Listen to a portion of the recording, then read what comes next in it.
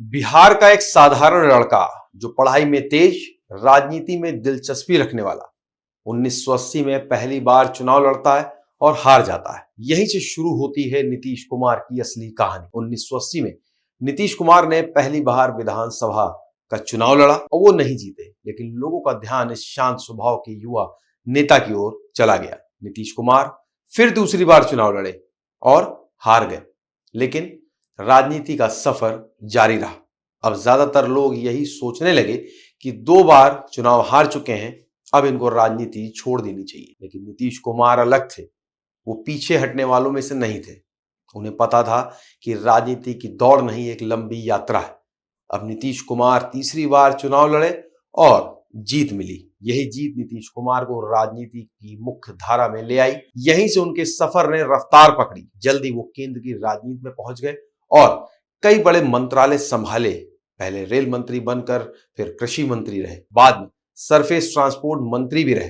Rail मंत्री रहते हुए उन्होंने कई बड़े फैसले लिए, जिसकी वजह से उन्हें सुशासन बाबू की छवि मिलनी शुरू। केंद्र मंत्री बनने के बाद लोग नीतीश कुमार से प्रभावित हो चुके, लेकिन उनकी असली पहचान बनी जब वो बिहार के मुख्यमंत्री के रूप में शपथ ली। 2005 में उन्होंने पहली बार बिहार की सत्ता संभाली और तभी से बिहार की राजनीति का खेल बदल गया।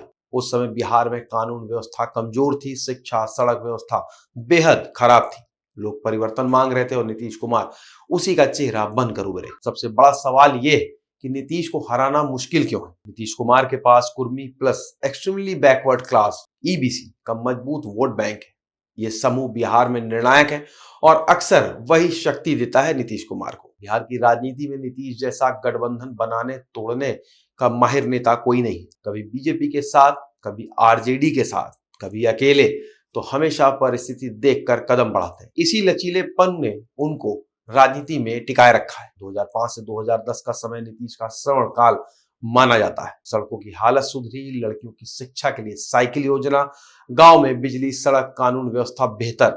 आज भले राजनीति बदली हो, लेकिन सुशासन बाबू की छवि आज भी असर रखती है। नीतीश एक ऐसे नेता है जिन्हें लालू विरोधी मतदाता भी वोट दे सकता है और कई बार बीजेपी विरोधी भी। ये दोनों तरफ से आने वाला समर्थन उन्हें खास बनाता है। केंद्र में बड़े मंत्रालय संभालने का अनुभव भी उनकी छवि को और मजबूत करता है। लोग मानते हैं कि नीतीश में काम करने की क्षमता है।